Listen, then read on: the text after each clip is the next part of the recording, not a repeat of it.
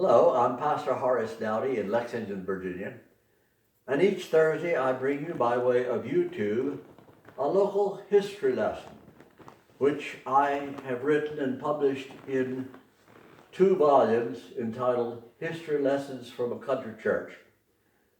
And I encourage you to share these history lessons with your family and friends, and if you want to purchase the book, they can be bought by way of Amazon or Downtown Books in Lexington or even the Bookery in Lexington. I appreciate that. Today, the lesson is Commerce on Buffalo Creek. People who today visit Lake Robertson for the first time think that they have come to the remote end of the world. They cannot imagine the thriving commerce that once flourished right by the front door of Lake Robertson on the Collier's Creek branch of Buffalo. In 1832, the Lexington Covington Turnpike, laid off by the famous Claudius Crozet, was completed. That trail has always looked rough and steep and primitive, especially on North Mountain, and it looks that way today. However, the modest road through Collierstown served as a major east-west connection from Richmond to Charleston. All stage coaches stopped there at the foot of the mountain at Collierstown, whether they're coming from the west or going to the west. And there in Collierstown, tolls were collected, horses were changed, travelers were fed, an inn provided lodging and entertainment. Several blacksmith shops were kept busy, indicating a strong flow of west and east traffic. There was a factory for making wagons. You could purchase a new firearm or hat or pair of boots, all made right there in Collierstown. If eyeglasses were needed, you could go to the optical shop inside Morrison's store to be fitted for those. Trials were held at the Temperance Hall. Solemn assemblies took place in the Masonic Temple, which was there. Captain James Harper established an advanced school for young ladies called the Cameron Institute. Proud girls came from considerable distances to board in Collierstown and attend that school until it was succeeded by Marmion High School just downstream. In 1902, G.P. Hutton wrote an article for the Rockbridge County News describing the area as he recalled it during the last half of the 1800s. In the few miles between Lake Robertson and what is now Effinger School, or Effinger, Hutton lists more than 30 commercial establishments, including schools and churches.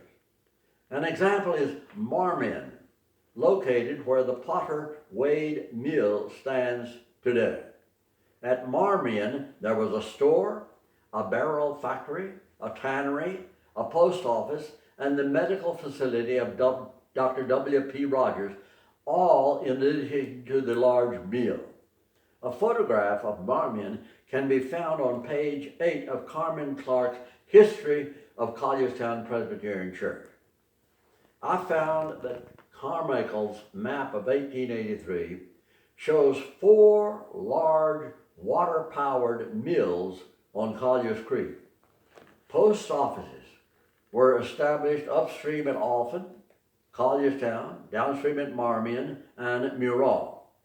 It is small wonder that Reverend A.B. Davidson, pastor of Oxford, could envision another creek as the most promising area for church progress, Collier's Creek, rather than Buffalo. He gradually turned his attention in that direction.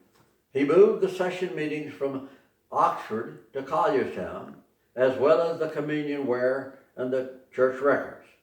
And the stone church, which it was then, stood on the hill, abandoned. For nearly 100 years, Presbyterians from Collierstown had trekked across Meeting House Lane to worship at Oxford. Now it was all reversed. a log building called Shiprock Meeting House was the new destination over on Collier's Creek. Reverend Davidson began calling it New Oxford, much to the resentment of our ancestors. The preacher felt the sting and attempted to make the separation complete by placing the Oxford area in a different presbytery. He argued that the boundary followed Collier's Creek, with everything on the south side to be part of Montgomery Presbytery, and the churches to the north, including Shiprock, would remain in Lexington Presbytery. He almost succeeded. Boundaries were redrawn.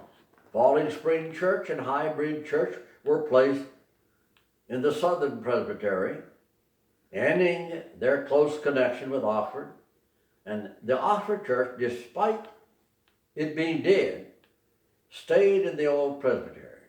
And there's some irony in history that that fine brick church replaced Shiprock in 1856, but it was built not on the north side, but the south side, the wrong side of Collier's Creek. Davidson had not foreseen that possibility.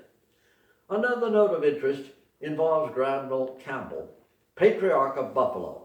He helped finance the construction of the new Oxford brick church of Collierstown. He rented one of the most expensive pews for his family.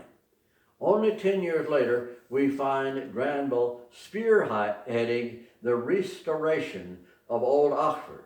He was largely responsible for building the edifice that stands today called Oxford. One wonders, did he get tired of Meeting House Lane, or were more emotional issues involved? Be aware, the present 1 mile scenic road between Oxford and Effingham was not there until the early 1900s. The old route followed Meeting House Lane to the crest of the hill behind Oxford, and then branched north, descending to Agner's Mill on Collier's Creek, some quarter mile above the mouth of Toad Run, or Effingham. The Buffalo side was spared the intense development that the Turnpike had brought to Collierstown. Nevertheless, mills and stores and post offices continued to operate over on the Buffalo side as well. The big Watercress farm lay almost in sight of Oxford Church. Palmer Academy appeared in the Vale. Upstream was Oakdale, Virginia, with its own post office. The Bluegrass Trail, only a few hundred yards from Oxford's front door, carried hopeful immigrants into the promised meadows of Kentucky, following North Buffalo. South Buffalo was busy too, with Rapp's Mill, boasting its own post office, store, mills, onyx mine, tannery, and distilleries. And between Rapp's and Oxford was another post office named Sideway, Virginia. Our church's address, Oxford Church's, might have been Oakdale or Sideway, but it fell to another post office across Carger Hill from the church. Oxford's mailing address was Muraw, Virginia, until rural free delivery came in the 1920s, allowing mailboxes all along busy highways and roadsides. How did the Muraw, M-U-R-A-T, how did the Muraw post office acquire its unusual name? For many years, the location was called Bolivar Mill because a mill was located a couple miles upstream from Zalben, Virginia, at the eastern foot of Carger Hill, where Buffalo comes out the gorge.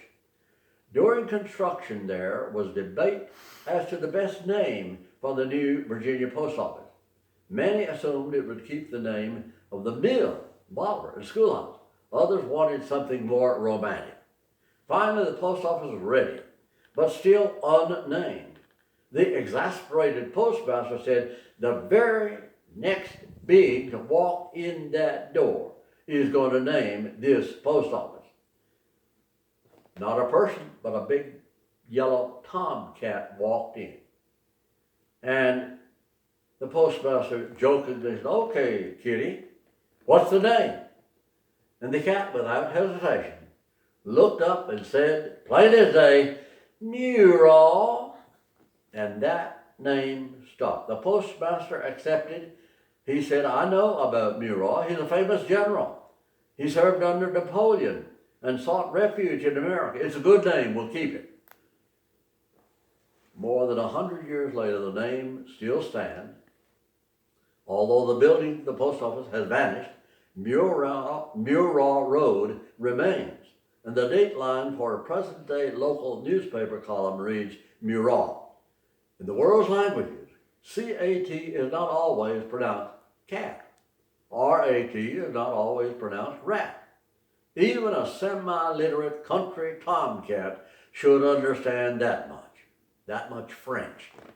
Think of that cat when you say Murat, and you'll get it right.